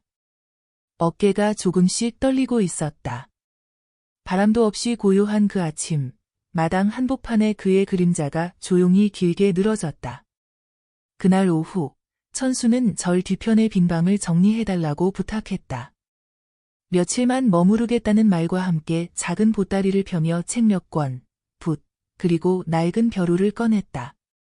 형님, 여기서 글을 다시 써보겠습니다. 아이들이 아닌 나 자신을 위해서. 그는 낮은 마루에 앉아 글을 쓰고 밤이면 촛불 아래 조용히 책을 펼쳤다. 그 모습은 마치 예전의 훈장이 아닌 마음을 정리하는 한 사내의 진심처럼 느껴졌다. 며칠 뒤 그는 나를 불러 짧은 글을 하나 보여주었다. 손글씨로 꾹꾹 눌러 쓴 그 문장은 이랬다. 남의 눈을 위해 써온 글은 오래가지 못했다. 이제 내 마음을 위로하는 글이 되고 싶다. 나는 고개를 끄덕였다. 그 글을 읽으며 천수라는 사람의 또 다른 면을, 내가 몰랐던 깊이를 비로소 마주한 듯했다. 이후로 천수는 절에 머물며 아이들을 위한 짧은 글도 쓰기 시작했다. 옛날 이야기를 토대로 만든 교훈담, 자연과 계절을 엮은 짧은 시, 그것들은 마을 서당 벽에 붙여졌고 부모들이 다시 아이들의 손을 잡고 절에 오기 시작했다. 겨울 초입의 어느 날, 마을의 김덕수 어르신이 손녀를 데리고 절을 찾았다. 손녀는 말을 더듬는 아이였는데 천수는 마당에서 아이와 함께 앉아 책을 읽어주었다.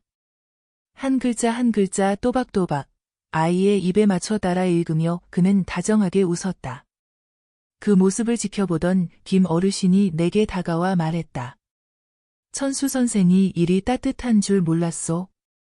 예전엔 그저 냉정하고 지식만 앞세우는 줄 알았는데 이 절이 사람을 바꾸나 봅니다.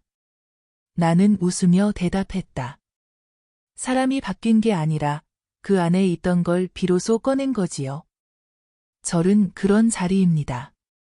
숨기던 걸 꺼내놓고 다시 마주하는. 그날 밤 나는 마루에 앉아 천수와 조용히 감입차를 마셨다.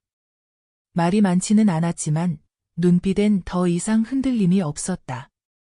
그는 오래전 그치기 어린 동생이 아니라 고요하게 삶을 받아들이는 어른이 되어 있었다. 이 절은 그런 자리였다.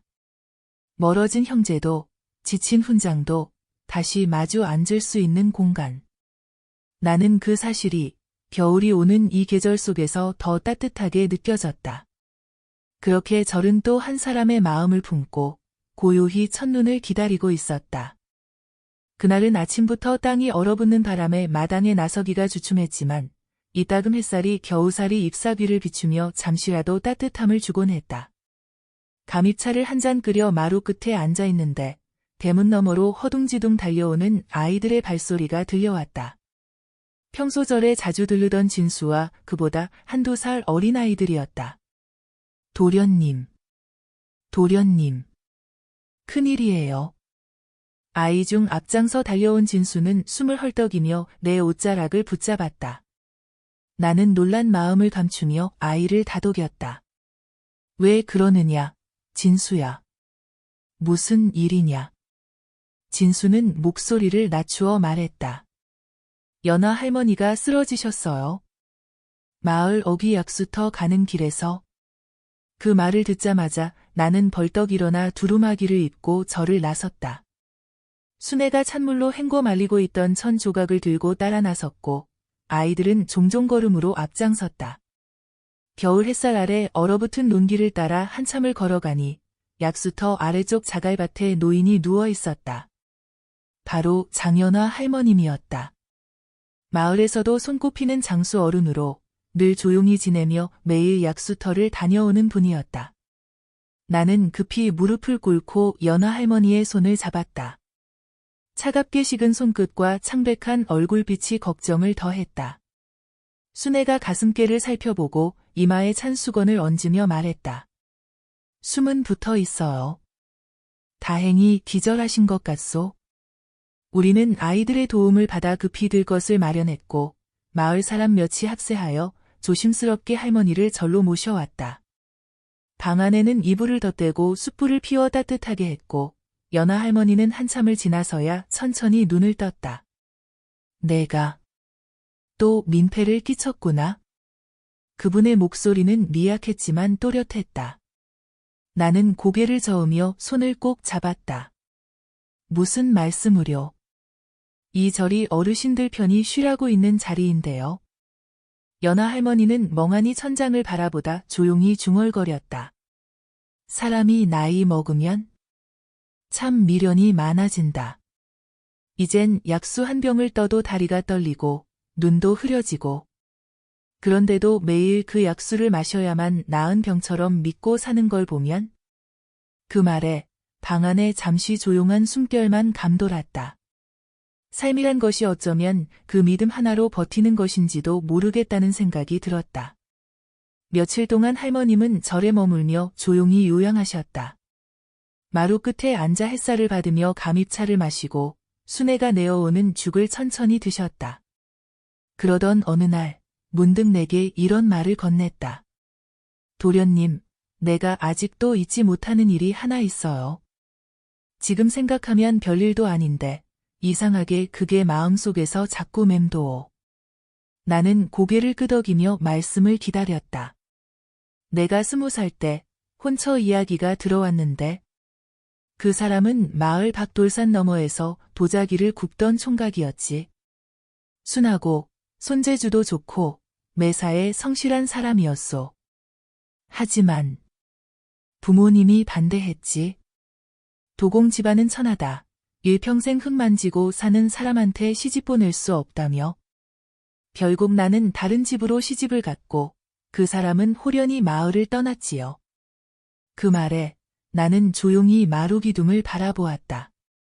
누구나 가슴 한편엔 그런 잊히지 않는 장면 하나쯤은 품고 살아가는 것일 테니까. 연하 할머니는 마른 손으로 무릎 위를 쓰다듬으며 덧붙였다. 가끔 그 사람이 만든 그릇이 장터에 나왔어요. 유난히 빛깔이 곱고 단정해서 금세 눈에 띄었지. 나는 그걸 보면 가슴이 철렁했지요. 그 사람은 아직도 어디선가 흙을 만지고 있을까? 내 이름을 기억하고는 있을까? 그 말씀은 겨울바람처럼 살짝 쓸쓸했지만 동시에 따뜻하게 가슴에 와닿았다. 이 노인의 가슴 속에는 아직도 사라지지 않은 청춘이, 회한이, 어쩌면 첫사랑이 여전히 머물고 있었다. 그날 밤 나는 부엌에서 혼자 찬물을 끓이며 마음 한편이 묘하게 울컥해졌다. 사람의 삶은 어쩌면 그렇게 하나둘의 선택과 이별, 그리고 못다 전한 말들로 이루어지는 것이 아닐까? 연하 할머니처럼 조용한 삶을 살아온 분도 그리움 하나를 70년을 넘게 가슴에 품고 있었던 걸 보면 말이다. 며칠 뒤 할머니의 건강은 많이 회복되었고 마을 사람들과 함께 절마당에 나와 햇볕을 쬐기도 하셨다. 그러던 중 마을 회관에서 뜻밖의 소식이 전해졌다. 근처 진안에서 도자기 전시회가 열린다는 것이었다. 전시장에 있는 작품 중에 산달이라는 이름으로 구운 오랜 장인이 있다고 했고 그 도공의 작품에는 예전 마을에서 보았던 그릇과 닮은 기운이 묻어 있다고 했다. 그 말을 들은 연하 할머니는 말없이 고개를 떨구셨다. 눈동자가 떨리고 있었다. 산달이. 그래, 그땐 그 이름으로 불렸지. 혹시 그 사람일까? 나는 할 말을 잃었다. 할머니는 더는 아무 말도 하지 않으셨지만 그 눈빛은 많은 걸 담고 있었다. 회한과 떨림, 그리고 조심스러운 기대. 나는 그저 이렇게 말할 수밖에 없었다. 혹시라도 마음에 남아 계신다면 그리운 이름은 아직도 살아있을지도 몰라요. 그분도 어르신처럼 그릇에 마음을 담아 살아왔을지도 모르니까요. 그날 저녁 할머니는 작은 소반 위에 놓인 찻잔을 오래도록 바라보셨다. 그리고 조용히 한마디 남기셨다. 사람은 가슴속에 그늘 하나쯤은 남기고 사는 법이야. 그 그늘이 있어야 따뜻한 햇살이 더 고마운 법이지. 그 말이 어쩐지 오래도록 내 귓가에 남았다. 그리고 나는 깨달았다. 절이라는 공간은 단지 기도와 치유의 자리가 아니라 가슴속 깊은 그늘과 마주하게 해주는 곳이라는 것을. 그날 이후 나는 절종을 울릴 때마다 연하 할머니의 그 말이 떠올랐다. 그늘이 있어야 햇살이 고맙다. 그런 마음 하나로 겨울은 조금 덜 추웠다. 눈이 한 차례 쏟아진 뒤 절 주변은 마치 소미불을 덮은 듯 고요하고 부드러워졌다. 처마 밑에 매달린 고드름은 아침 해가 들자 투명하게 반짝였고 대청 위는 쌓인 눈을 쓸어낸 자국만이 길게 남아 있었다. 그런 날이면 아침 공양 후에도 사람들은 쉽게 자리를 떠나지 않았다. 다들 마루에 앉아 따뜻한 차를 나누고 담소를 나누며 눈 풍경을 바라보곤 했다. 그날도 그런 아침이었다. 수내가 은은한 감입차를 내오고 아이들이 눈을 뭉쳐 마당에서 장난을 치고 있을 무렵 마을 쪽 좁은 산길로부터 낯선 발소리가 들려왔다. 이내 한 여인이 문을 열고 들어섰다. 길게 내려뜨린 회색 잠옷에 눈이 소복이 내려앉아 있었고 손엔 작은 보자기 하나가 들려 있었다. 얼굴은 익숙하지 않았지만 그 눈빛엔 오래된 망설임이 서려 있었다. 실례가 많습니다. 혹시 이곳에 김봉주 영감님과 연이 닿았던 절이 맞을까요? 그 이름을 듣는 순간 나는 속으로 놀라지 않을 수 없었다. 김봉주 영감님은 나와 인연이 깊던 옛 서당 스승이자 이 절의 터를 다듬을 때 가장 먼저 나서 도와주신 분이었다. 세상을 떠나신 지도 여러 해가 지났건만 그 이름을 이렇게 들으니 저릿했다.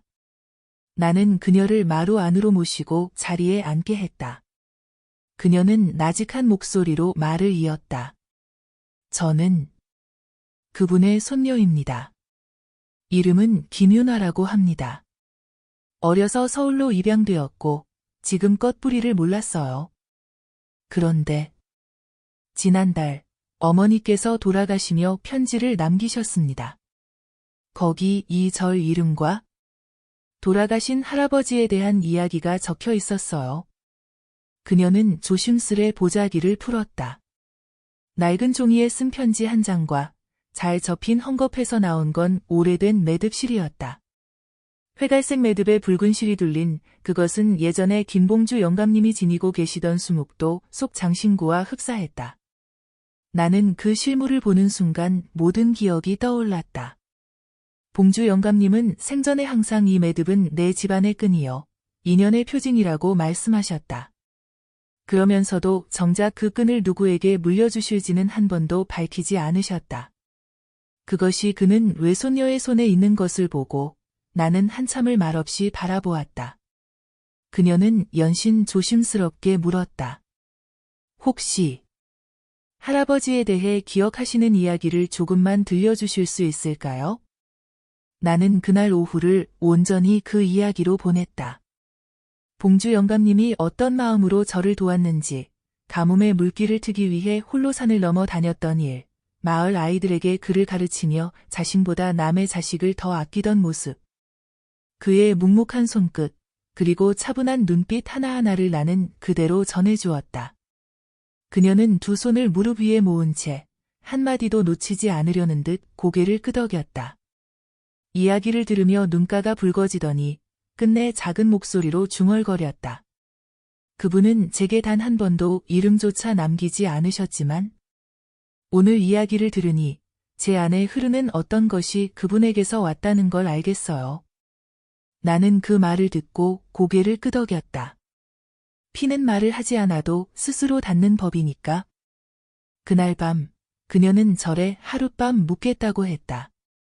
마침 빈방이 있어 아랫방을 정리해 주었고 그녀는 작은 초를 켜고 조용히 편지를 다시 꺼내 읽었다. 밖은 눈이 다시 내리고 있었고 비와 위로 툭툭 떨어지는 소리가 방 안을 감쌌다. 이튿날 아침 윤아는 손에 작은 항아리를 들고 마루로 나왔다. 항아리 속엔 흙이 한 줌 담겨 있었다. 그녀는 말했다. 서울 화장장에서 어머니 유고를 나눠 담았습니다. 이곳 할아버지와 연이 닿았던 절 앞에 작은 자리를 빌려놓고 싶습니다. 두 분이 서로 얼굴을 본 적은 없지만 이 흙이 이어주는 인연이 되길 바라는 마음입니다. 나는 마당 한쪽 감나무 아래 조용한 자리를 골라 작은 돌무더기를 만들었다. 그 옆엔 손수 매듭을 묶은 줄을 하나 걸었고 그녀는 그 앞에 앉아 오래도록 기도했다. 마을 어르신들이 그 광경을 조용히 지켜보았다. 어떤 분은 봉주 영감님의 환한 웃음을 떠올렸고 어떤 분은 윤화의 모습을 보며 옛 추억을 되짚었다. 그날 절은 조용하지만 깊은 울림으로 가득했다. 며칠 뒤 윤화는 서울로 돌아갔지만 작은 메모를 남겼다. 이 절이 제게 가족을 찾아주었습니다. 제 마음의 뿌리를 발견하게 해주셔서 감사합니다. 다시 돌아오겠습니다. 반드시. 나는 그 메모를 연등 아래 고이 붙였다. 그리고 그날 이후로 저를 찾는 발걸음에 새로운 바람이 실렸다. 어떤 이는 익힌 인연을, 어떤 이는 숨겨진 뿌리를 찾으러 오는 것 같았다. 절은 그렇게 누군가의 지나간 시간을 품고 또 다음 인연을 기다리는 공간이 되어갔다. 흙은 흩어졌지만 인연은 뿌리로 남았다. 그 뿌리는 눈 아래에서도 살아있었다. 그해 겨울, 서울에 첫눈이 내리던 날이었다. 바람은 말없이 골목길을 지나 절 마당까지 스며들었고 마당 끝 감나무 가지마다 하얀 눈송이가 조용히 내려앉고 있었다. 나는 마루 끝에 쪼그려 앉아 장작을 정리하고 있었다. 손끝은 얼어붙을 듯 차가웠지만 마음은 어쩐지 포근했다. 며칠 전부터 몸이 불편해진 순애가 오늘은 잠시 누워 쉬고 있고 아이들은 따뜻한 방에서 옛 이야기 그림책을 읽고 있었다. 이제는 절이 마을의 한 자락처럼 되어 있었다. 처음 내가 이곳에 터를 잡았을 때만 해도 이렇게 사람들의 이야기가 모이고 기억이 흐르고 마음이 머무는 공간이 될 거라고는 생각지 못했다. 그저 삶의 피로를 잠시 내려놓을 곳이 필요했을 뿐이었다. 그러나 지금 이곳은 누군가의 추억을 품고 다시 걸어갈 용기를 건네주는 마루가 되어 있었다. 밖에서는 천수 동생이 마당 눈을 쓸고 있었다. 눈빛은 한결 부드러워졌고 아이들과 함께 글을 읽으며 웃음을 보이는 날이 많아졌다. 연하 할머니는 여전히 매일 오전엔 마당 한쪽에 앉아 따뜻한 햇볕을 쬐며 감입차를 마셨고, 교통사고는 한 달에 한 번씩 내려와 작은 정자에 앉아 조용히 글을 적었다. 그 글은 마을 회관에 붙여졌고, 사람들은 거기 적힌 한 문장을 오래도록 들여다보곤 했다. 그날, 눈이 쌓인 마당을 바라보며 혼자 다듬이질을 하고 있는데, 정문 쪽에서 조심스러운 발소리가 들려왔다. 두툼한 두루마기 차림의 한 사내가 한 손에 작은 항아리를 들고 서 있었다. 고개를 깊이 숙인 그는 천천히 내게 다가와 조용히 인사를 건넸다. 혹시 김봉주 영감님을 아셨던 분이 이 절에 계신다고 들었습니다. 나는 놀란 눈으로 사내를 바라보았다. 그는 교통사고의 작은 손 메모를 들고 있었다. 낯설지 않은 얼굴, 하지만 오래전 기억 속에서 이미 희미해진 얼굴이었다. 나는 문득 봉주 영감님이 말하던 산 너머 외가의 혈육이라는 말이 떠올랐다. 성함이 혹 윤성호 씨인가요? 그는 놀란 듯 고개를 끄덕였다. 예. 그 이름은 어머니만 부르셨는데 어찌 아십니까? 나는 한참을 말없이 그를 바라보았다. 그의 눈가엔 지친 삶의 흔적이 어른거렸지만 동시에 어딘가 따뜻하고 단정한 기운이 스며 있었다. 성호는 서울에서 도자기를 굽는 일을 하고 있다고 했다. 봉주 영감님의 유품을 정리하다가 우연히 절 이름이 적힌 쪽지를 발견했고 마음 한편 오래도록 묻혀있던 가족의 흔적을 쫓은 이곳까지 왔다고 했다. 나는 그를 마루에 앉히고 따뜻한 차를 내주었다. 그리고 천천히 이야기했다. 봉주 영감님의 성품, 절터를 다지며 흙을 손수 나르던 모습, 아이들에게 남겨주고 싶다던 말씀, 그리고 마지막까지 누구에게도 가족 이야기를 하지 않으셨던 조심스러운 마음마저. 성호는 그 말들을 하나하나 듣고 고개를 조아렸다. 어쩌면 할아버지께서 제게 주고 싶었던 건 그릇 하나가 아니라 살아가는 마음이었을지도 모르겠습니다. 그 말은 내 마음에도 깊이 박혔다. 사람은 물건이 아니라 삶의 결을 전하는 존재니까. 그리고 그런 결은 언제든 누군가를 통해 되살아나는 법이기도 하다. 며칠 뒤 성호는 절 앞마당에서 작은 그릇 전시를 열었다. 마을 사람들을 위해 차를 내리고 직접 만든 작은 백자 찻잔을 나누어 주었다. 그의 그릇은 소박했고 균형 잡힌 선이 있었고 무엇보다 따뜻했다. 그날 연하 할머니가 그 찻잔을 들며 말했다. 이 찻잔은 꼭 오래된 그리움을 품은 손 같네요. 나는 고개를 끄덕였다. 그렇게 절은 또 하나의 인연을 품게 되었다. 가족이 아니어도 피가 닿지 않아도 마음이 이어지는 사람들이 한자리에 모여 그리움을 나누고 삶을 이야기하는 공간. 밤이 되자 눈은 더욱 고요히 내리고 있었다. 처마 밑 바람은 잠잠했고 마당엔 사람들의 발자국이 가늘게 남아 있었다. 나는 마루 끝에 앉아 다시 찻잔을 들었다. 그 속엔 내 지난 세월, 마주했던 얼굴들, 지나온 이야기들이 녹아 있었다. 그때 어디선가 작은 종소리가 들렸다. 누가 울렸는지도 모를 그 종소리는 길고 맑게 절 마당을 감쌌고 눈송이 위로 번지며 흘러갔다. 마치 누군가의 속삭임 같기도 했고 또 누군가의 마음을 부르는 듯한 울림이었다. 나는 천천히 눈을 감았다. 그리고 생각했다. 이 절은 어쩌면 나 하나의 것이 아니었구나. 누군가의 첫걸음이 머무는 곳이자 지나온 발자국이 다시 머무는 곳, 추억과 회한과 기도가 함께 뒤엉켜 자리를 잡아가는 그런 살아있는 마당이었구나. 마당 끝 감나무 가지 위엔 하얗게 눈이 쌓여 있었다. 그리고 그 아래 언 땅 속에 뿌리를 깊게 내린 나무처럼 사람들의 이야기도 조용히 깊어지고 있었다. 이야기는 여기서 마쳐야 할까? 아니면 또 다른 인연이 찾아오기를 기다려야 할까? 그건 모르겠다. 하지만 이만큼은 분명하다. 누군가를 위한 자리를 남겨두는 일, 그게 곧 우리가 살아가는 방식이라는 것, 그리고 그 자리에 바람이 스며들고 눈이 내려앉고 찻잔 하나가 따뜻해지는 날이 다시 찾아올 것이라는 믿음. 그 믿음 하나로 나는 오늘도 종을 울린다. 조용히, 길게, 마음으로.